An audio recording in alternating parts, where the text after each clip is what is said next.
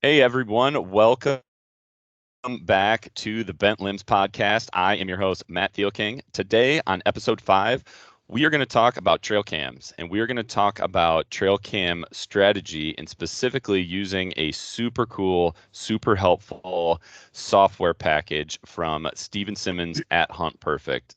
So, Stephen, thank you for coming on. Welcome to the show. Yeah, thanks, Matt, for having me. I thought we'd just start.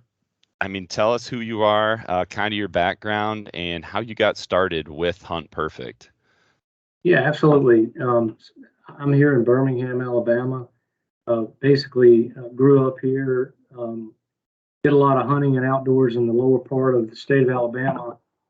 If you're familiar with To Kill a Mockingbird, that's basically the town that I grew up in. And basically hunted for a good bit as I was younger. Our family moved away to the great state of Virginia, um, and kind of got away from hunting. And then we basically moved back here several years ago and started getting back into it.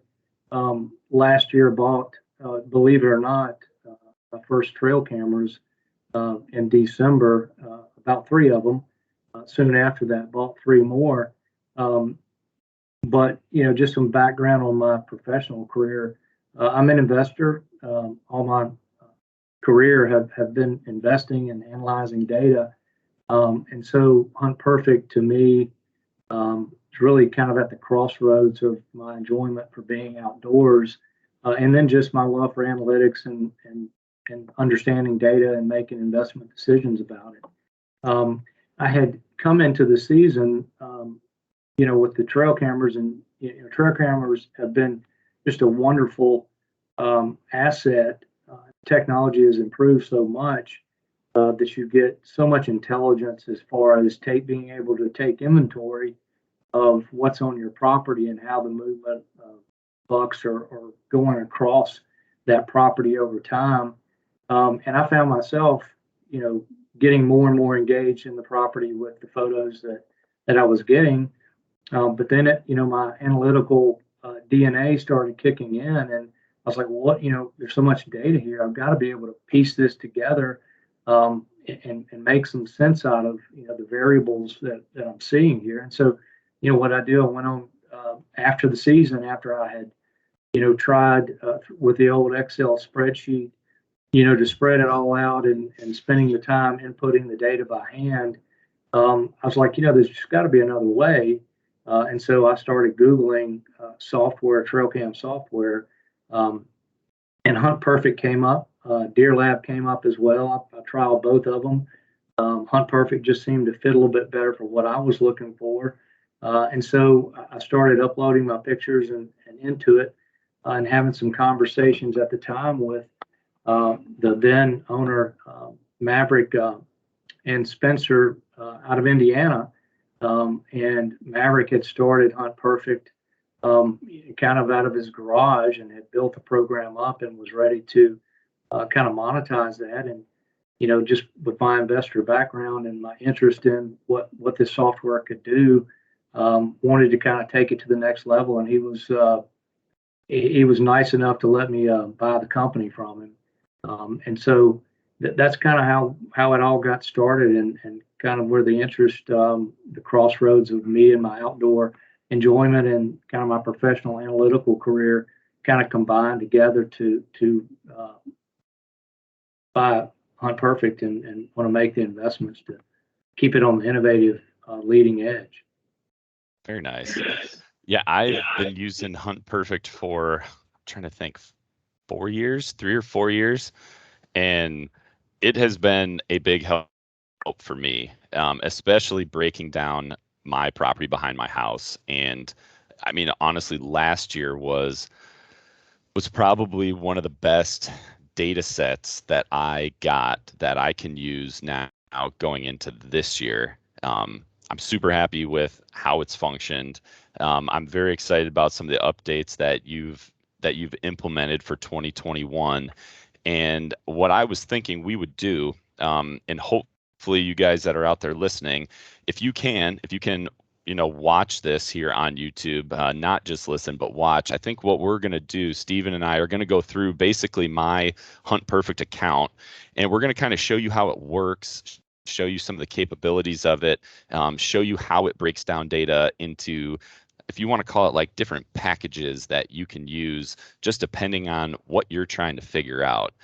If you can't watch, that's totally fine. If you're just listening, we'll do our best to articulate and be sure we're explaining nicely all the different features, and after we kind of go through that, I think the game plan is just going to be, honestly, I kind of want to pick Steven's brain a little bit on how he uses Hunt Perfect, and I've got a couple ways that I use it that we wanted to share with you guys, just how it helps us take our trail cam photos to the next level of, it's not just a cool photo of that buck that you're after. It's a data set, and that data can be applied in different ways to help you be successful out there in the woods. So what I'm going to do here, Stephen, I'm going to go ahead, I'm going to share my screen, and that is what you guys here listening should also see. So when you go to the Hunt Perfect website, this is going to be the main screen. And if you haven't logged in yet, and Stephen, you can correct me if I'm wrong, I think there's still a free trial on Hunt Perfect. Is that correct? If you want to just try it for free? It sure is. 14-day free trial. Upload your images and get a taste for it. So there you go. 14 days, completely free. You would just go to join now. If you haven't set up an account, and if you do have one like me, you just go to the login page here. So when you log in, one of the first things that you guys are going to see, and Stephen, you can kind of take us through this, but I think this is fantastic. It is your weather data. It is kind of your local forecast, your barometric pressure, the weekly forecast. It breaks it down really nice. So you kind of have a one-stop shop for all the things you're looking at, not only your trail cam pictures, but the week ahead, the potential hunts ahead. You guys did a really nice job laying this out. I like this as the first thing that you see. Yeah, I think it's the thing here is that we've got a third party API that's coming into the software package here, and it's basically you're going to drop a pin when you start to load up your cameras and your hit listers, and it's going to be where your property is, and it's going to ping the nearest weather station to get the accurate temperature and weather that's coming from your area. I know that some of the trail camera issues, if the camera is in the sunlight, you get a picture back and it says it's 95 degrees because it's been sitting in the sun all day, and it just gives you an inaccurate reading from the actual trail camera equipment. But the beauty of software is that we can tie this in from an external data feed and actually get real-time weather right to where your property is. Yeah, and what Stephen was talking about, I guess, is a perfect kind of segue into the next tab. So, Stephen, do you want to kind of go over the cameras tab and I guess how you just go about placing that first trail camera that you're going to set up into Hunt Perfect? And I'll kind of, as you talk, I'll kind of do it here on the screen. Yeah, the couple things that really stood out to me when I was looking at Hunt Perfect from a personal standpoint was just number one, that I was getting intelligence. Number two, that it was simple and elegant and easy to use, and number three, it was just affordable. And so, that was hats off to Maverick for his thinking on when he set up this program from the foundation. And the way there are two ways you basically can bring your images in. We're on the camera side here, and you basically are gonna upload your pictures from your camera and set your camera up here as Matt's doing here. You got the GPS system here of Google. They know exactly what we're doing all the time, and the nice thing here is with Google Earth, we've got that tied in here, and you can just drop a pin there, and that's where your camera is going to be located. You're going to name your camera. Highly recommend that the name, because we've got some autonomous features that we've added this year, is to make sure the name of your camera and your software is the same camera name or tag that you have on the physical camera. As you upload pictures into this particular camera, our technology will actually read the text on the image and match it with the particular camera here and put it in the right bucket. It'll also read the time and date and do that filing for you so that you have the accurate information as you upload that photo. So hopefully you guys could see that okay, but I just dropped a pin. I named it a SPY point link bedding because I do have a camera that is actually named that. And what Stephen is saying, you can now on Hunt Perfect, like if you get a cell cam photo, I think this is one of the coolest features because as soon as I get a photo from my SPY point, I can just hit the share button from the SPY point app, type in pictures at huntperfect.io, and it just sends it to my account. Make sure that the email account that you're using when you send that picture, like the from email account, is the same one as what you have your profile set up as. But man, it's just it's so speedy to just do that. I mean, really quick. As soon as I get one that I want, I send it and I come back in and check it. Let's go to an actual camera that I already have set up. Since we were kind of talking about how much Hunt Perfect has helped, my backyard, we're gonna look at, one of my cameras here, and I just have it named Land for right now. I need to do some tweaking in my profile, but one of the things that you'll see is all the camera photos. If you just go to that camera, let's say it's that one we just placed, and you upload some pictures, be it from your cell cam via email or just by manually uploading pictures, you can see right here already your trail cam pictures based on the date and timestamp that's associated with that picture. Hunt Perfect is breaking down all of the weather data for you. And it is displaying it in some very easy to read graphs and some very easy to read buckets. And Stephen, I'll kind of let you take over from here and explain how the buckets work, some of the other features within the camera habits tab if you want. Yeah, certainly. Yeah, it's a good segue there. And what we've done here is to basically, look at all the important variables: time of day, wind direction, wind speed, temperature. And if you scroll down, you can see some of the other information here. Moon phase, kind of simplified this so you wouldn't have to kind of think through the waning, gibbous, waxing crescent kind of complexity here, and we put this in the categories here. You can kind of get a real good view there, as well as just the weather. Clear, rainy, cloudy, and then at the bottom we've got the most active barometric pressure readings here, and we kind of divided that one into a couple of buckets here. Less than 30 is typically kind of before front kind of moves in, and then greater than 30 barometric pressure is kind of after the front has moved through, cold temperature has taken place, it's clearing, and generally the data historically has told us, that's when most of the bucks or the activity is at a higher degree, and so we've got these kind of simplified ways to look at this very quickly.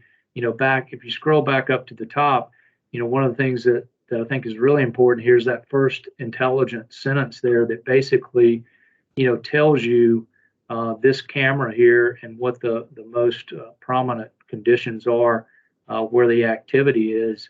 I'd say also that daytime filter there allows you to really drill down, hit that filter button there, yeah, and see. We can only legally hunt in the daytime. So it's nice to see intelligence that shows us, nighttime activity. But when we're really getting down to, brass tacks here, and when we can actually hunt, we've got that filter in there that will tell us, where is this guy spending his daytime activity at, and what time is that, and what are the cameras that he's, well, actually, from this viewpoint, it is the camera, but it talks about the wind direction and how many, what's his most active variables that he's moving on. And what we found with mature bucks is, they move a certain way, and they do that to stay alive. And so that's, what this data enables us to do is to start to pattern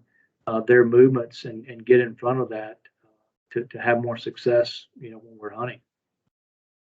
And this, while we've got this daylight filter up right now, this right here, you guys, for my backyard, this was one of the biggest things that I learned last year, and one of the biggest things that I'm going to apply this year. So my hunting property sets up the best. It sets up the best on a west wind. I am clean as can be, and I would almost always hunt west winds. The north and southwest, they work too. The east winds are bad for me. One thing that I learned about my property last year, especially not being able to hunt it as much as I wanted to, was I got some great data. And what I learned is that almost every single daylight buck that came through my property moved with the wind in his face on either a northerly wind or a southerly wind. I don't think I had a single straight west that I want to hunt. So that right there, I don't know if I told this in another video or another podcast, but last year with all the COVID stuff, my son's daycare was closed the first week of November, and mommy and daddy were both working and playing daycare, so I missed the prime time to hunt, and I was super disappointed. But what it did was it gave me a snapshot of my property unhunted during basically the best time period, and now it's almost a blessing in disguise for me this year, because I learned a ton about what I need to look for as far as wind direction, time of year, obviously the cold fronts. But the biggest thing that stuck out to me that Hunt Perfect helped me with was breaking this down right here and seeing those northerly, southerly winds. I mean, almost every single one of them was wind in his face, moving through my property with it, north or south. And what's cool too is a little bit, if you want to actually look at like a specific buck, here's the images that this camera is set to. You can click on it. I'll give you one as an example here. You can click on this buck right here, moving kind of, almost midday, kind of around lunchtime through my property on November 9th. And he is moving from the north to the south on a south-southeast wind. So not only do you get that snapshot of that camera as a whole that you can kind of filter and break it down how you want, but if you want to look at a specific picture, you can click on it and get the data right off of that exact picture, which I think is great. Yeah, that's a great point there. In the other part of the tab, the activity tab there, if you really want to drill down and actually see the specifics, the habit page is really something we've done to kind of simplify, but, you can go into here and see, the different bucks that are moving on that camera. And you can also click at the very top if you want to sort those based on date, time, temperature, weather summary. Just clicking on those and it will automatically sort that. So that's the raw data that's coming in, and you can actually view it from that standpoint too. Yeah, this is one of my favorite tabs. I still like seeing, this temperature, just high wind northwest, high wind southeast, high wind west. They're, bucks on my property, they like to move with a good wind and it right in their nose, north or south. You can also, let's see, on the view tab. So this is just going to show right where your camera's at. And I guess it would be, if we translate over now to, I guess, just to kind of wrap up a little bit on the camera tab. So what you're seeing when you are within the habits and the activity and images is that specific camera. A really cool thing that you can then do is you can create what's called a hit list.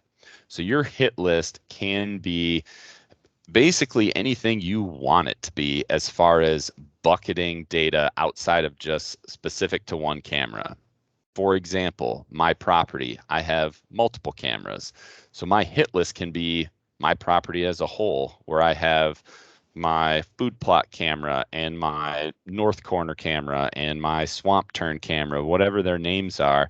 Those pictures can all go into a Matt's backyard hit list, and then I get the data from all three of those cameras, broken down so it's more of a whole property view and less of just a single camera view. So you can do these hit lists as properties. You could do them as specific bucks. Just while we've got this up here, I'll give you guys, this is last year my property. And if you go back to the habits tab, now here it is for multiple cameras. And you get kind of the same layout, the same, data structure, but now instead of just, the one camera, my food plot camera or whatever it was, now this is my whole property as a snapshot. Yeah, I think that's the beauty of once again getting the data from the camera and not just looking at the pictures, but learning from it from an intelligent standpoint. We have all these variables, and there's just so many ways to look at them. The ones that are important to us. One of the things that I think that's really cool, if you go back to the kind of the pie chart view there, Matt. Just looking at the wind condition here, Matt's already talked about this particular hit list, or at least in his backyard, and from my situation, I would have it named, I would actually have a target buck here that I'm patterning. And you can see the wind direction that activity is most active. The one thing I really like is to kind of reverse engineer if you're thinking about, these bucks are basically, as Matt said, moving kind of into the wind because that's the way they, detect potential danger. You can kind of reverse engineer this and think of, these guys are moving southeast, southwest. You kind of reverse that back to, where's he coming from and where is his cover and where is he, when he's not on my camera, where is he hiding out? And just kind of follow that paper trail back to kind of the source and use that for additional intelligence. Yeah, that's a great point. Yeah, exactly, taking that picture, knowing the wind direction, knowing for my house they're moving with their wind in their face. I definitely do know where they are. And the north end of my property and the south end of my property, they're two very different spots. The south end is nasty swamp. Like there is definitely bedding in there. The north end is actually what I think happens. There is some bedding up there, but it's not great. The wood's really next down, basically between Cattail Marsh and an ag field. It starts getting really, really thin. It's like a funnel. But that is probably, if I get a south wind where deer would want to be coming from the north, and it's a morning during the rut, that's where they come across the street. So there's some just killer bedding on the other side of the street from me. Honestly, I mean, that property, like if the stuff across the street is an A plus, like I would call my property like a C plus. But I know during the rut, they will come through there in the morning, kind of cruising. So if I get that south wind on a morning hunt during the rut, that is one of the times to try to catch a cruiser for me coming across the road and getting into my property and just checking things out. So that's a really good point. The other thing that you can use this tool, it's from a predictive standpoint. That's really what you're trying to do here, and from an offensive standpoint as well as a defensive standpoint, the last thing you want to do is if the wind conditions, are out of the northwest here or the east, the last thing Matt wants to do is to go in there and hunt that time and Yep. blow his scent everywhere and mess Yep. it up. So not only does it tell you when is the most active time to get in there, but also when to stay out of there until you get that good perfect condition for that particular buck. And another thing I wanted to show, which we didn't see on the camera tab, and I'm gonna apologize to you guys because I don't quite have this set up how I should. I kind of have multiple cameras bucketed under one. I'm gonna go back, or especially when I do this year, I'm gonna make sure things are set up a little bit better. But if you want like a real easy visual of your property, if you go to this heat map tab, what you're going to see is your camera, and it's going to have this basically like red, yellow, green circle around it. So right now, all of my pictures for my backyard property, they're set up as such that I'm just reading this one camera. Um, but if you have multiple cameras, what it's going to show you, and actually, I tell you what, I'll go to a different hit list here to show maybe that a little bit better while we're talking about the heat map. So if we go to this heat map, what this is going to show you is where you're getting your most pictures. So I've got 3 cameras out here at this particular piece of property. If you want just a kind of an easy visual, whether this is your property as a whole, if you're looking at a lot of different bucks just in the area, or if you're looking at one target buck, this is a super quick, easy visual to kind of just show you where you're getting the most pictures. Um, so this is another really cool feature. It shows right where your cameras are. And then obviously, this camera would be my number one. This one right now would be my number 2. It's a little darker green, and this one would be my number 3. Yeah, that's a really good point you make there. And the intensity level of activity, just from a visual perspective, I'm such a visual person, and I think that's one of the beauties of software is to make it easy for people to understand data, right at their fingertips. One thing too, that let's say you guys are out hunting during the season and maybe you see this buck like what I've got on this picture right here, my kind of title picture. Um, let's say you see him, but you don't get a picture of him. What you can do to add, that as a data point to however you have your hit list or camera structured is you can actually add what's called a sighting. So here you can say, all right, I'm at my house. I was hunting on November 3rd, and a buck rolled through at, let's call it 10:44 a.m. You can add that, and it is going to then, just like it was a trail cam photo, it's going to add that to your data set. So this is a feature that I think is differentiated from some other software analytics companies that is super valuable because there are tons of times where we see all kinds of deer while we're hunting, and your camera's only catching 50 feet, 80 feet in one direction.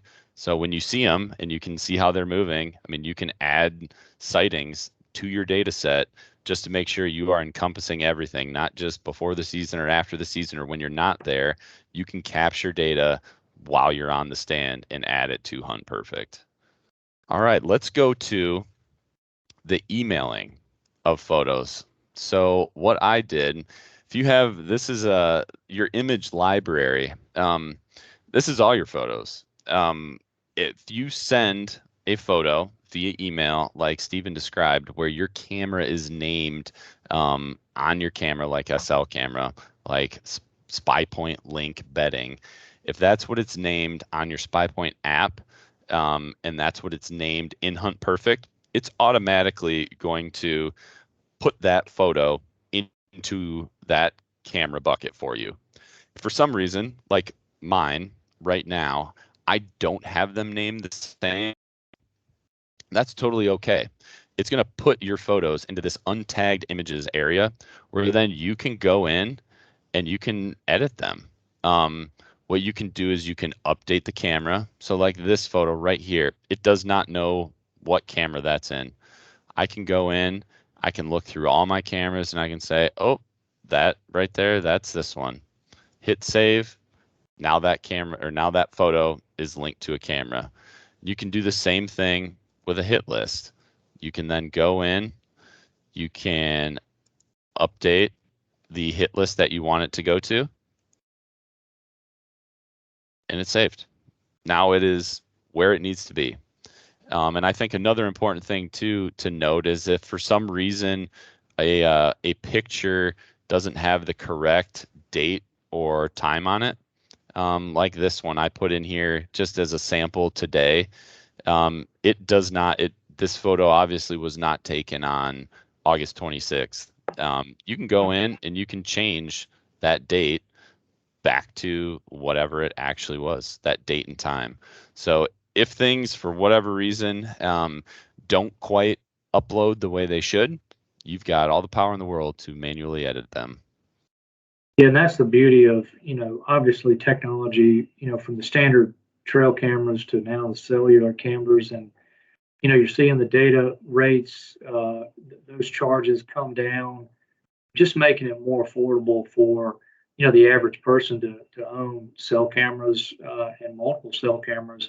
And now, with this innovation here, when you get that, notification on your cell camera app on your phone, you can quickly, if it's one you want to save, quickly shoot that over, email it over, and as Matt said, your ID for the account of Hunt Perfect is going to be your email account, and it's going to match that up with the email it's coming into and put it in your account, and it's going to date and timestamp that for you. And if you've got a camera selected, it's going to do its best to match that camera with whatever you've tagged that physical camera as a name.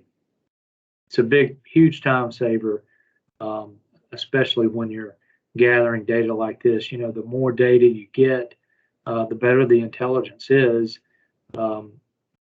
And I'd say that Matt's generation better understands that coming through, as he does, as more so than mine does. I'm kind of on the tail end of this and just trying to keep up. But from an innovation standpoint, we're committed to doing that with the software and just continuing to innovate and make things easier and more intelligent for the user. I mean, this Hunt Perfect makes it super easy. I think it's user friendly. Once you get in here and you just start, you try it, you do that 14-day trial, you will figure out how to use it, but you'll also find, if you want to say your way of using it, you'll find your comfort level very quickly. And people use it, differently. That's totally fine. However it is that you want to break your data up, to just help you be more successful in the woods, that is what it's here for. Stephen, is there anything else we should cover as far as the software goes, kind of before we switch to kind of like our personal styles of using it? Is there anything else you want to show the listeners and viewers? I think we've kind of hit it all. I mean, it's simple and elegant and easy to use, and it gives you back that intelligence. So I think you covered it real well. So I kind of wanted to then, let's talk about, how maybe you can start, how some of your strategies, we kind of talked about the reverse engineering, figuring out exactly, based on a trail cam picture, based on Hunt Perfect, where that deer might be coming from or bedding. What other ways do you use Hunt Perfect just to better your success or chances in the woods? Well, it's like the more information you have, the better informed you are to make decisions. And I know that the way I'm going to use it more this year is kind of looking at the weather that's coming in the upcoming forecast, and really relating those wind conditions to the analytics and data that Hunt Perfect is providing me, so that I don't go out and blow up really good spots with bad weather patterns, bad wind directions. So I think we always kind of think offense when we're hunting, but I think sometimes it's just as important to play a little defense here and be patient. And I think that's kind of how I'm going to be using it more so this year is really when to sit on the couch and when not to go and blow up and mess up that honey hole. Yeah, absolutely. I mean, one hunt on a bad wind and you're done. Or at least I am in Michigan. I don't know how it is at your hunting properties, but if you're going after a honestly even a 2.5-year-old buck, let alone one that actually made it to 3.5 or older, if you booger it, he's probably gone. Um, One of the ways that, I kind of talked about uh, the historical part of things.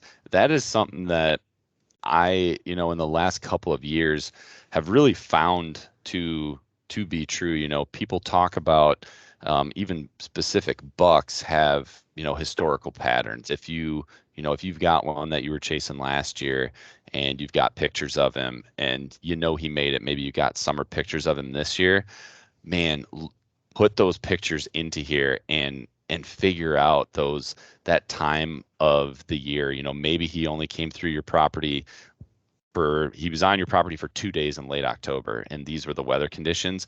If you get that again this year or something close to it within a little bit of a window, be there, because this can tell you what he or the factors that were encouraging him to be on his feet. And if he's still alive, you might have a pretty good chance of catching him within that same group of factors again. And I really like it too. I put a lot of, I call them soaker cameras. I've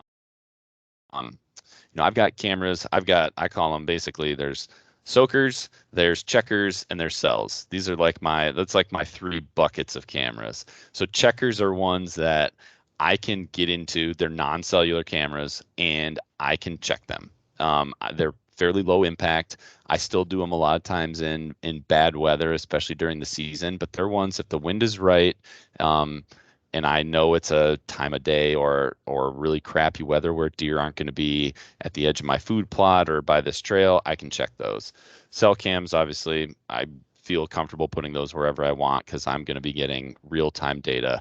But soakers in Hunt Perfect, you can really learn a lot. So a soaker is one that you bury it somewhere where you're not going to hunt, where it's going to be detrimental if you go in there, or if you do go in there, that's your only shot. Like if you don't kill something, you've probably boogered that area.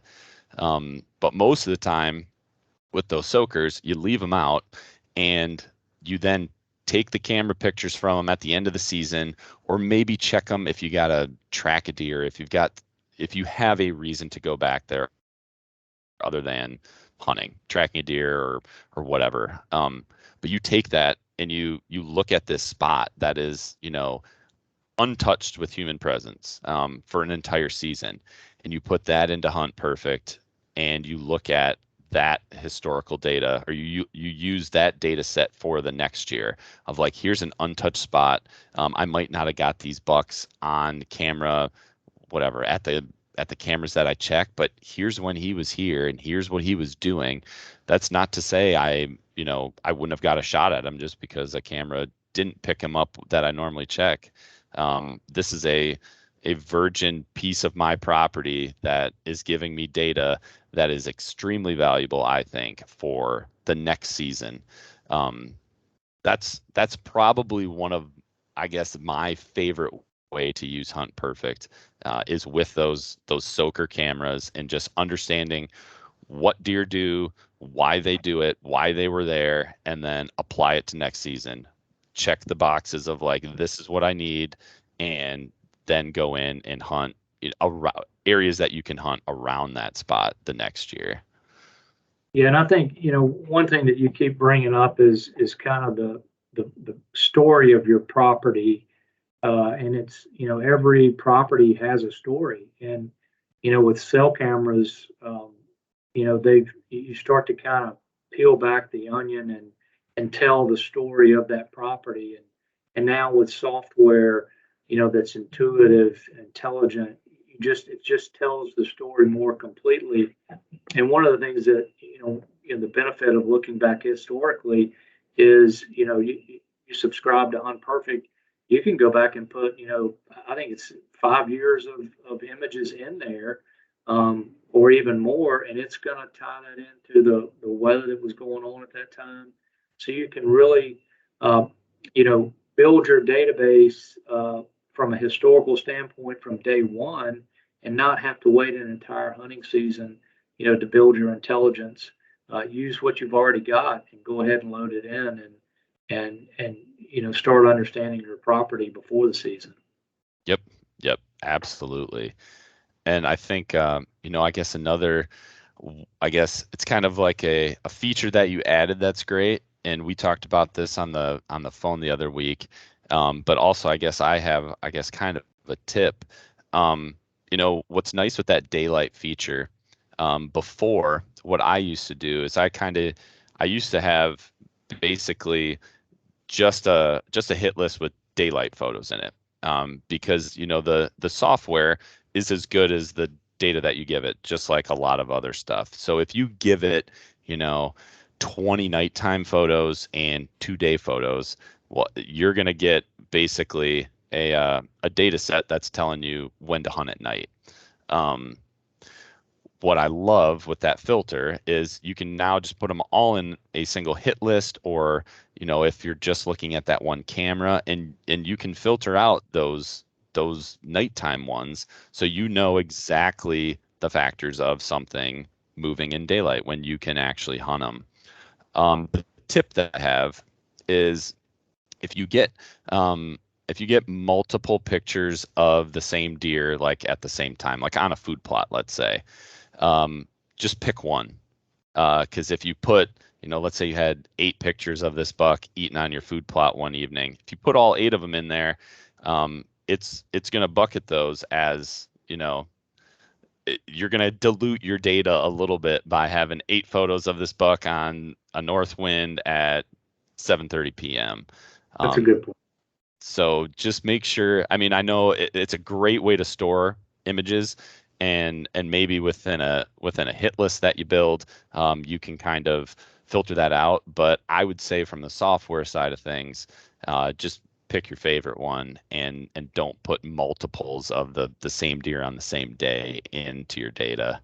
Yeah, that's a great point. I'm glad you brought that up, and it brings to mind another, intuitive part of the software and the way Maverick built the program was, if you've got images, consecutive images that you put in there, and you want to have some extra images, it's only going to capture, in 15-minute increments, the movements and stuff for the habits tab, so it doesn't Okay. dilute and confuse. But you're right. I mean, you don't want to overload it with images that are not meaningful, at least in the parts where you're patterning the bucks. But the software is intelligent enough and is written a way that, in 15-minute increments, it's not gonna dilute what you're looking at. So it's got some Okay. safeguards in there for that. So I that's a didn't good. even I didn't even know that. So that's awesome. I didn't know that at all. Um, I don't know, Stephen, do you have any other tips for the listeners, for the viewers, on how to use the software?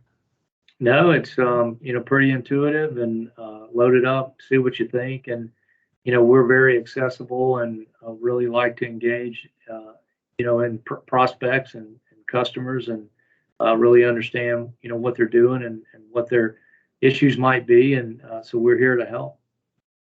And if people need to, find Hunt Perfect, the website, as well as if they wanted to shoot you an email, how could they go about contacting you and finding the software?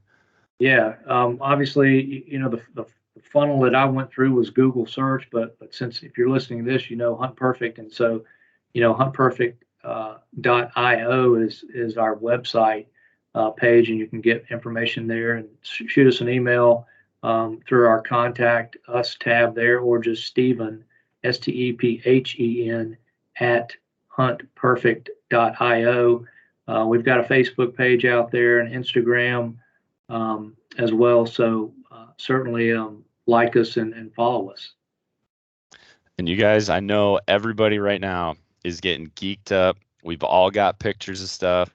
The season is right around the corner, and I mean, honestly, personally, this has been one of the best tools that I have used just to understand my backyard. Kind of like Stephen mentioned, I understood how I was screwing it up for quite a while, and then I understood, especially with last year, what I need to be looking for to be successful. And it can be applied to anything. It can be applied to public land, it can be applied to big tracts of properties.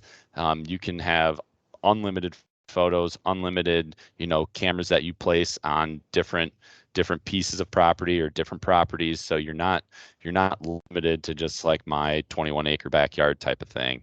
So definitely check them out. I think this is a tool that if you run cameras, which I'm guessing you do, is great for you this season, is great for you in future seasons, just to really take your trail camera pics to the next level and use them for all that they're worth to just help you this season, help you next season, help you just be more successful in the woods.